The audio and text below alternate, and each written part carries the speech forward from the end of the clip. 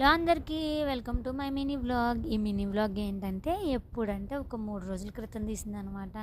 వర్షం పడి పొలాలు ఎంత అందంగా ఉన్నాయో, వర్షాల కోసం బాగా ఎదురు చూస్తున్నాము. మీలో ఎంతమందికి షాపింగ్ చేయడం అంటే ఇష్టమో కామెంట్ చేయండి. నాకు ఇలాంటి బొచ్చులు చూస్తే పిచ్చి అనమాట. ఇంకా వాటి దగ్గర ఉండిపోతాను.